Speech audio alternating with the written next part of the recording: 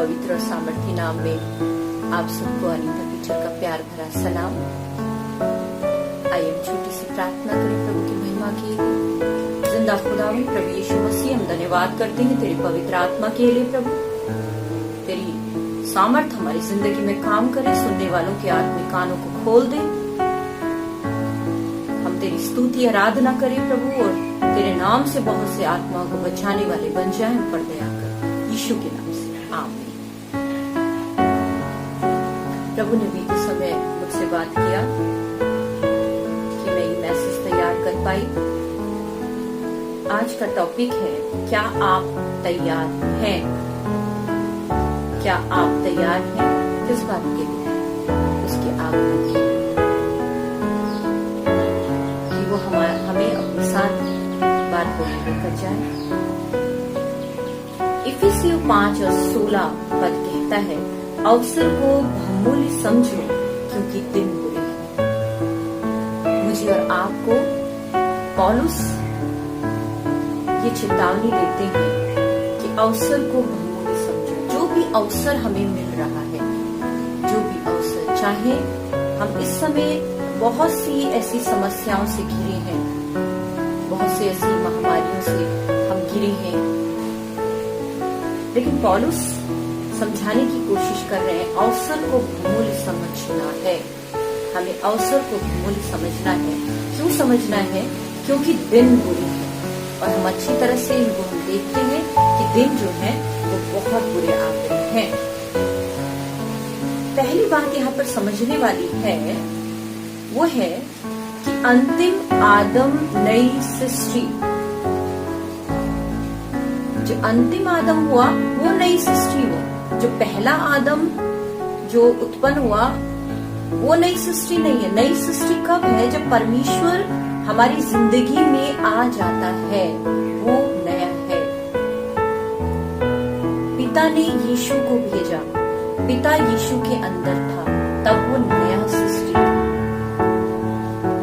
जब तक परमेश्वर का अंश, परमेश्वर की बातें हमारे अंदर नहीं आती है, तब तक कोई भी व्यक्ति नया नहीं है। प्रथम मनुष्य अर्थात आदम जीवित प्राणी बना। प्रथम होने से या लोगों की दृष्टि में बहुत ऊंचा होने से आत्मिक रूप से कोई लाभ नहीं है। लेकिन बात यहाँ पर यह है, यदि हम अंतिम भी हैं, यदि कोई हमें पूछने वाला भी नहीं है, किसी की दृष्टि में हम चाहे ऊंचे हो चाहे ना हो, चाहे हम अंतिम ही क्यों ना हो, यहाँ पर जो है अंतिम बनकर आदम आया यीशु मसीह, और वो आया जीवन देने वाला। बहुत से अपने लोगों को उस बीच आए कि हम मसीह हैं, हम बहुत हैं, हमें बहुत ताकत है, हमें बहुत सामर्थ्य है, हम ये कर सकते हैं, वो कर सकते हैं। लेकिन सबसे मेन जो है, अंतिम आदम आया, लेकिन वो लेके आया जीवन। उससे कोई लेना देना नहीं है आप तो जिंदगी की दौड़ में प्रथम है या अंतिम है। लेकिन सबसे मेन बात यह है कि परमेश्वर की दृष्टि में आप पवित्र होने हैं, आप आत्मिक होने हैं, आप स्वर्गीय बातों में मन लगाने वाले हैं। यहाँ पर देखिए, प्रथम मनुष्य अर्थात आदम जीवित प्राणी बना, अंतिम आदम जीवनदायक आत्मा बना। अंतिम आदम जो आया वो जीवन लेके आया। अंतिम आदम जो आया यीशु मसीह, वो आत्मिक था। अंतिम आदम जो यीशु मसीह था वो स्वर्गीय था, स्वर्गीय बातें उसके अंदर थी। यदि हम प्रभु के हैं तो हमारे अंदर से आत्मिकता झलकेगी, हम आत्मिक होंगे। यदि हम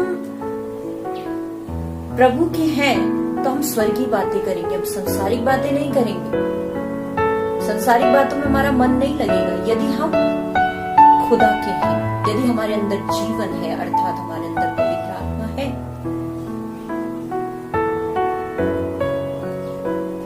यहाँ पर बाइबल बताती है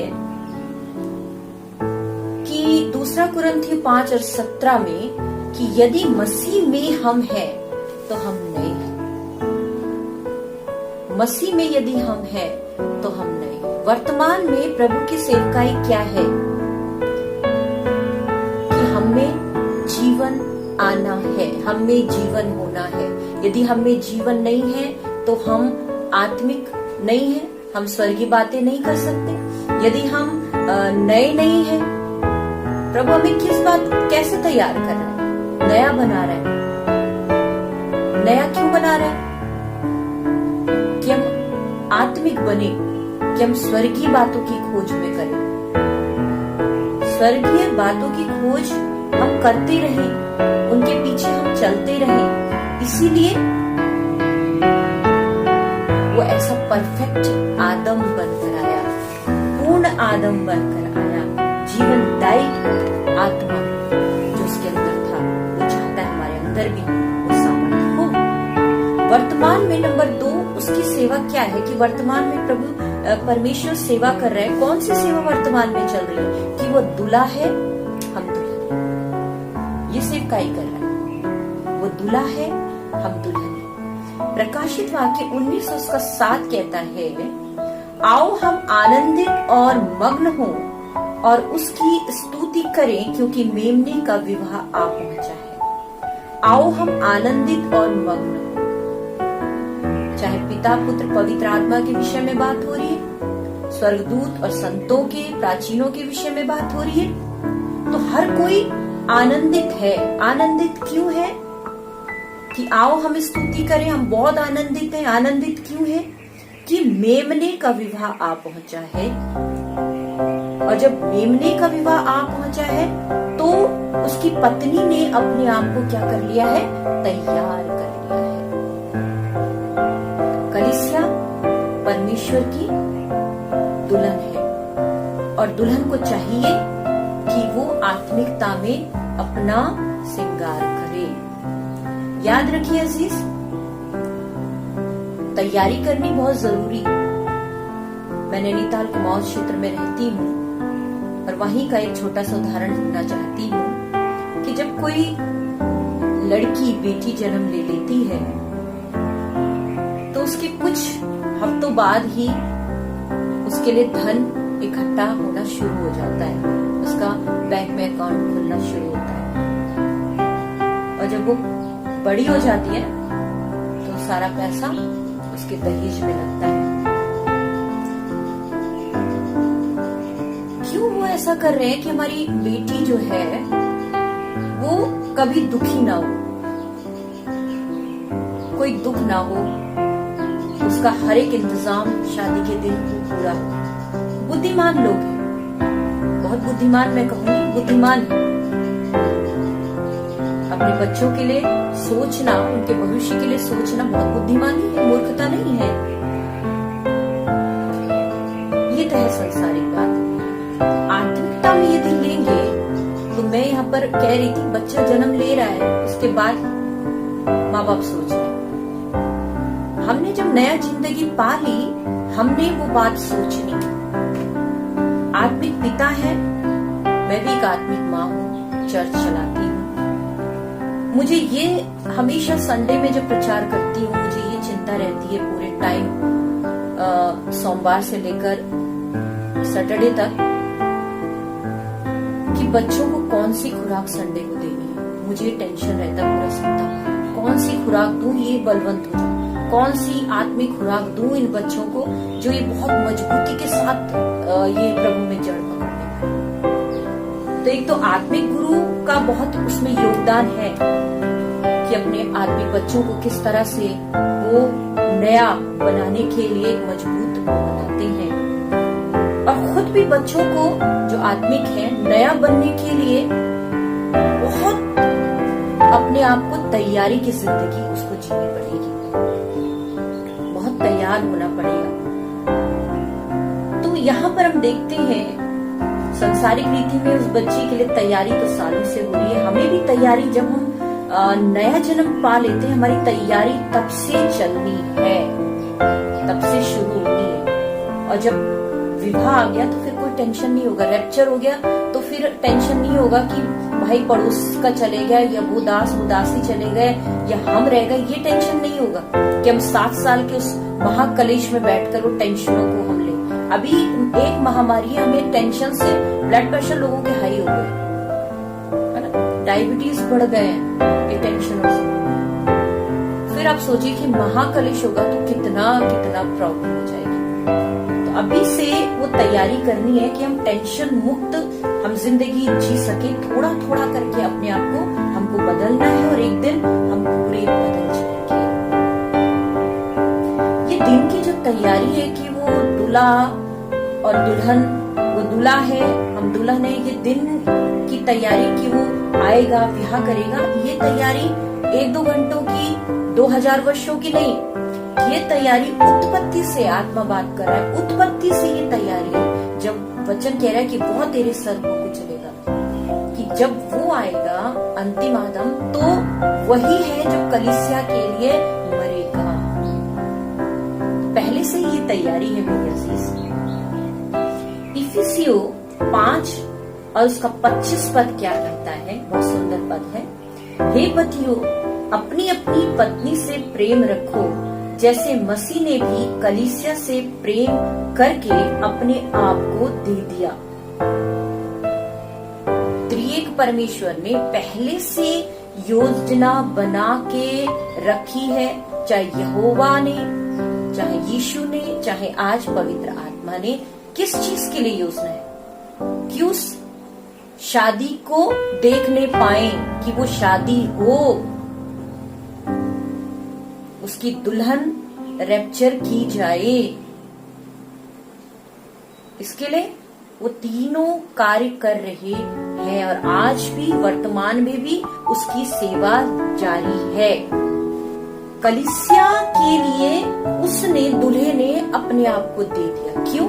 क्योंकि वो चाहता है दूल्हा कि यदि दुल्हन कलंकित है तो मेरे लहू से धो ले, यदि झुर्री वाली है तो भी लहू से धो ले, कोई वस्तु अपवित्र उसके अंदर है तो मेरा लहू ले, वो धुल जाए, वो पवित्र हो जाए, वो निर्दोष हो जाए। इसीलिए वो मेमना, वो दूल्हा उस कलीसिया के लिए मरा कि मेरे लहू से धुल जाओ और पवित्र हो, ताकि तू स्वर्ग के राज्य में जा सके। यहाँ पर 27 पद कहता है और बहुत सुंदर पावरफुल पद है। और उसे एक ऐसी तेजस्वी कलीसिया बनाकर अपने पास खड़ी करे, उस दीवट को अपने पास रखे।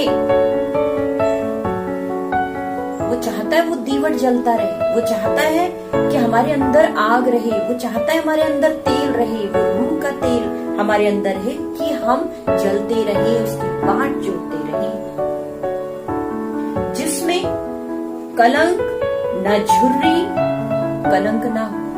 ध्यान दे, प्रभु नहीं चाहता है कि हम हमारी जिंदगी में, कि मसीह हमारी जिंदगी में आ गया, नया जिंदगी हमारी हो गई शुरू, कि हम फिर भी कलंक में जी रहे हैं, फिर भी हम अभी गुनाह कर रहे हैं, और ऐसा गुनाह जो किसी को पता नहीं है।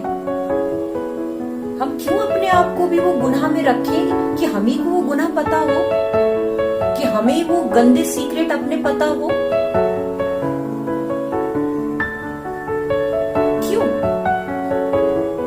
हम साफ अपने नहीं हो जाते कि हमारे खुद के भी सीक्रेट ना हो, ताकि रूह हमारे अंदर बस सके। क्यों हम ऐसे गुप्त में गलत काम करें कि हमारे सीक्रेट बन जाए, कि लोगों को तो मालूम नहीं, अरे बहुत धर्मी है भाई, लेकिन हम क्यों अपने अंदर ये गंदगी रखें? परमेश्वर का वचन कहता है प्रभु को चाहिए ऐसी दुल्हन जिसमें कोई कलंक ना हो, कोई झुर्री ना हो, ना कोई ऐसी वस्तु,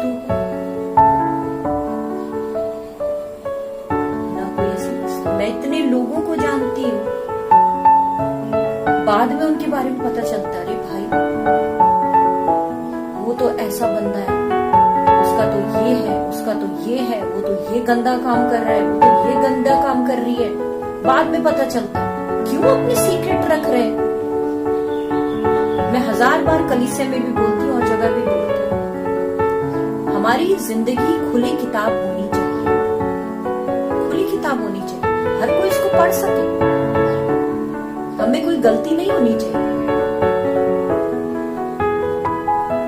दोष लगाने वाला नहीं होना चाहिए। और प्रभु भी यही चाहता है, ना हम में कलंक हो, ना हम में झुर्री हो, ना कोई ऐसी वस्तु मतलब कि कोई भी ऐसा गुनाह, कोई भी ऐसी गंदगी, कोई भी ऐसे गंदे सीक्रेट जो हम ही को पता है वो भी गलत है। वरन पवित्र वो महाराजा धीराज ये चाहता है कि हम पवित्र बने, क्योंकि इजराइलियों से भी कहते कहते थक गया, मैं पवित्र हूं, तुम भी पवित्र बनो भाई। मैं इतना पवित्र हूं कि पर्वत को छुओगे तो मर जाओगे। मैं इतना पवित्र हूं, इतना ताकतवर हूं, इतना सामर्थ्य हूं। हम उसके पास जाने वाले लोग हैं, उसको देखने वाले लोग हैं, उससे आशीष पाने वाले लोग हैं, उससे सामर्थ्य लेने वाले लोग हैं। हम उसके अंदर रहने वाले लोग हैं, वो हमारे अंदर रहने वाला है। तो जब तक हम पवित्र नहीं बनेंगे तो हमें उसमें नहीं बस सकते, हम उसके साथ भोजन नहीं कर सकते, आत्मिक भोजन वो हमें नहीं करा सकते, हमारे अंदर वो नहीं रह सकता। फिर है पवित्र और निर्दोष, वो भी ऐसा ही था। क्या ही धन्यवाद होती है जब पति पत्नी के अपने कोई सीक्रेट नहीं होते, वो रिश्ता बहुत दूर चलता है। और रिश्ते मैंने इन 27-26 सालों में सेवकाई देखी है, टूटते वही घराने हैं जिनके खुद के सीक्रेट होते हैं। पत्नी से बातें छिपाएंगे, पत्नी पति से, वही घर टूट जाते हैं। प्रेम वहीं पर रहता है जहां कोई पति पत्नी में सीक्रेट नहीं, जो दोनों कलंक रहित होते हैं, झुर्री रहित होते हैं। मैं संसारिक झुर्रियों की बात नहीं करूं, बुढ़ापे तक भी लोग एक साथ रहते हैं झुर्रियों के बावजूद, है ना। मैं वो बात नहीं कर रही, मैं यहाँ आत्मा की झुर्री की बात कर रही हूँ, आत्मा की सिलवटों की बात कर रही हूँ, आत्मा में छल कपट की बात कर रही हूँ। पवित्र और निर्दोष, विवाह की शर्त भी यही है। यदि हम अपने विवाह को ज्यादा चलाना चाहते हैं तो शर्तें भी यही है, शर्तें भी है। यदि हम यीशु से चाहते हैं संबंध हमारे आत्मिक बने तो शर्त भी यही है।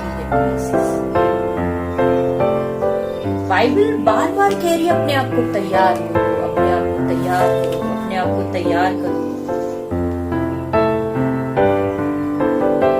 मसीह में है, नई सृष्टि है, मसीह हमारा दूल्हा है। क्या बातें हो रही है? तैयार। हमें क्या सिग्नल मिल रहे हैं कि तैयार हो जा, नया बन जा, दुल्हन बन जा, निष्कलंक बन जा। तीसरी बात है कि वर्तमान में उसकी सेवा क्या चल रही है, कैसी सेवा है, और उस सेवा में हमें कैसा योगदान देना है। वो वचन कह के गया, अब मानना हमें है। तीसरी बात है जो सेवकाई चल रही है वर्तमान में और वो कर रहा है अभी भी, वो ये है कि वो सिर है, वो सिर है और हम देह हैं। मसीह कलीसिया का सिर है। कुलसियों 1:18 कहता है वह देह अर्थात कलीसिया का सिर है, कलीसिया का सिर है। इफिसियों 1:23 कहता है यह उसकी देह है और उसी की परिपूर्णता है जो सब में सब कुछ पूर्ण करता है। सिर नहीं तो पूर्ण नहीं। यदि हम देह हैं तो एक अच्छा विश्वासी बनना बहुत जरूरी है, पवित्र बनना, अच्छा विश्वासी बनना बहुत जरूरी है।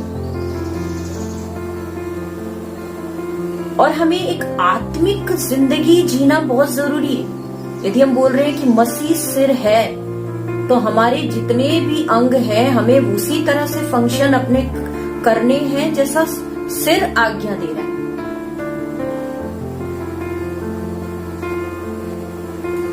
यदि वो हमारा सिर है, तो हमें उसकी अधीनता स्वीकार करनी है। हमने उसके अधीन रहना, फिर हमने किसी के अधीन नहीं, जो आज्ञा है वही हमको करनी है। माँ बाप का आदर करना है तो करना ही है ना, पति का करना है तो करना है, लेकिन जहां पर परमेश्वर की बात आती है तो पूर्ण अधीनता के साथ जो जो आज्ञा उसने दी है वो आज्ञा का पालन हमने करना। बहुत घरों में मैंने देखा है पत्नियां पति से बड़ी बन जाती। आज्ञा क्या है? उसकी अधीनता स्वीकार करनी है भाई, पति की अधीनता स्वीकार करनी है, नहीं तो शादी मत करो। अधीनता स्वीकार नहीं है तो मत करो, क्योंकि घर टूटेगा, टूटेगा तो फिर बदनामी होगी। पति के अधीन नहीं रह सकते तो फिर आज्ञा ने परमेश्वर की नहीं मान रहे हो, तो आज्ञा है परमेश्वर की। जो सिर कमांड कर रहा है वही मानना है सिर क्या कह रहा है, क्योंकि मसीह कलीसिया का सिर है। हमें सिर अर्थात मसीह की आज्ञा को बिल्कुल मानना होगा। यदि ऐसा नहीं करेंगे, आत्मिक अंग जो है, आत्मिक अंग काम करना बंद कर देंगे, हमारे आत्मिक कान सुनना बंद कर देंगे, हमारी आत्मिकता शून्य पर पहुंच जाएगी। यदि हमारे कान आत्मिक बंद हो जाएंगे तो आप सोचिए कि प्रभु का वचन कहता है गुप्त तुरही फूकी जाएगी। गुप्त तुरही कौन समझेंगे? जिनके आत्मिक कान क्या है? खुले। आत्मिक कान कब खुले रहेंगे? जब हमारा कलीसिया का सिर मसीह हमारे साथ होगा। बहुत बड़ा भीड़ है। हम कहते हैं हम तैयारी करें, और कुछ भी हम मानते नहीं है। परमेश्वर का वचन उल्टा पुल्टा समझ रहे हैं, कोई गहराई नहीं है, कोई अनुशासन नहीं है। किसी पास्टर ने डांट दिया तो उस पास्टर को कैसा नीचा बनाएंगे, कैसा उसका बेइज्जती करेंगे, इस ताक में आज भीड़े रहती। क्यों? क्योंकि पास्टर ने डांटा है। पास्टर अपने फायदे के लिए नहीं कलीसिया को डांट रहे। अपना फायदा होता तो वो डांटता नहीं, अपना फायदा होगा वो अनुशासन में नहीं लेके आएगा। मैं तो कलीसिया से बोलती हूँ, जिसने आज्ञा का पालन नहीं करना है, जिसने कलीसिया में अनुशासन में नहीं रहना है, हजारों कलीसिया खुली हैं, हजारों कलीसिया। आप उस कलीसिया में चैन से जा सकते हैं जहां पर अनुशासन नहीं है।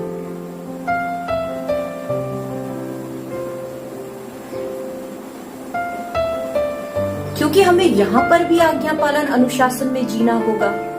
पौलुस की जितनी पत्रियां आप पढ़ लोगे, अनुशासन के सिवा आपको कुछ नजर नहीं आएगा, अधीनता के सिवा कुछ नजर नहीं आएगा। लेकिन आज हम देखते हैं कि स्तर दिन प्रतिदिन गिरता जा रहा है, चाहे प्रचार का स्तर हो, चाहे किसी भी बड़े लीडर का स्तर हो, वो गिरता जा रहा है। शैतान चाहता ही ये है, चाहता ये है। और कितनी हद तक मैं कहना चाहूंगी, शैतान सफल भी हो रहा है।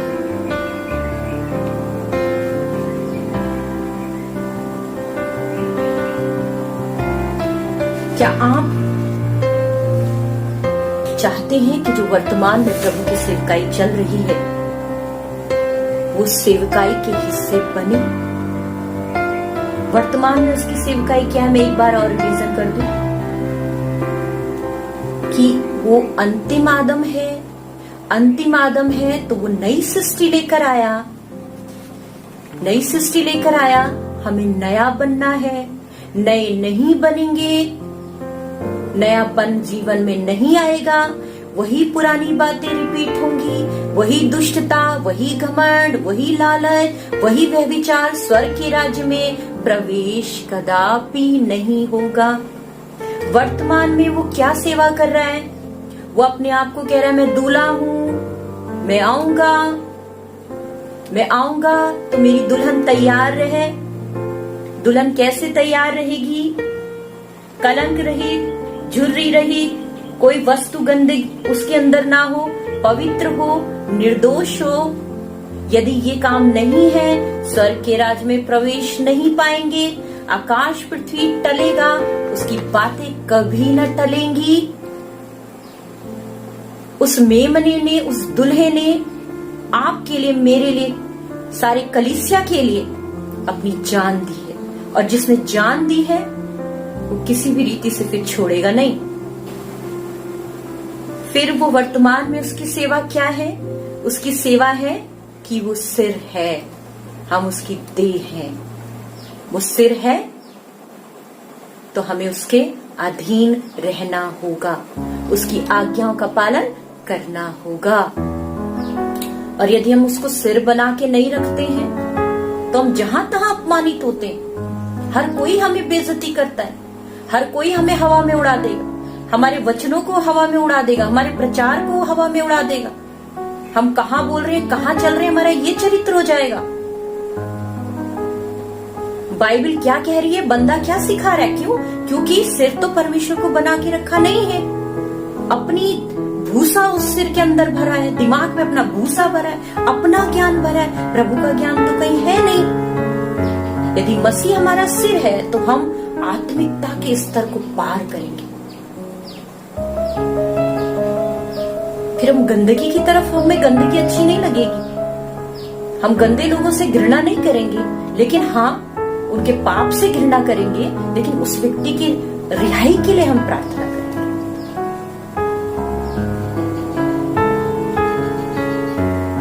क्या वर्तमान में हम जान रहे हैं कि उसकी सेवा क्या है, और क्या उसकी सेवा का हम साथ दे रहे हैं? उस सेवा के लिए हम उसके साथ एग्री हैं कि हम ऐसा करेंगे? और 2-3 पॉइंट्स और हैं, आने वाले कुछ दिनों बाद वो मैं आपको जरूर बांटूंगी कि वर्तमान में उसकी क्या सेवा है, मुझे और आपको उसके लिए कैसी तैयारी करनी है। परमेश्वर सुनने वालों को बहुत ऐसे आशीष दे और अपनी महिमा के लिए आपको इस्तेमाल करे। प्रभु यीशु मसीह के नाम से आप सबको जय यीशु की। आइए छोटी सी प्रार्थना करें। हमारे जिंदा बादशाह प्रभु यीशु मसीह, सुनने वालों के आत्मिक कानों को इसी समय तेरा पवित्र आत्मा खोल नहीं पाए परमेश्वर। सारे बंधनों को प्रभु जो उनको तेरे प्रेम से अलग करना चाहते हैं, उस निर्बलता को, उस कमजोरी को, उस पाप को, मैं तेरी दासी होने के नाते परमेश्वर इनकी जिंदगियों से हुक्म देती हूँ, शैतान की तमाम सामर्थ को यीशु के नाम से जाती रही और शैतान की तमाम युक्तियां इनकी जिंदगी से जल जाए। खुदावंद तेरी स्तुति। तेरा वचन कहता है ईशाया में, तो निर्बल लोगों को बल देता है और शक्तिहीनों को बहुत सामर्थ्य देता है। जितने लोग निर्बल हैं उन्हें अपना बल देता, जितने शक्तिहीन है परमेश्वर उस शैतानी ताकत से लड़ नहीं सकते हैं प्रभु। इसी समय तेरा दिव्य आत्मा प्रभु अपनी शक्ति प्रभु उन तक पहुंचाने वाला। तेरी दासी होने के नाते, तेरी दासी होने के नाते इन सुनने वालों को आशीष देती, फलवंत यीशु के नाम से।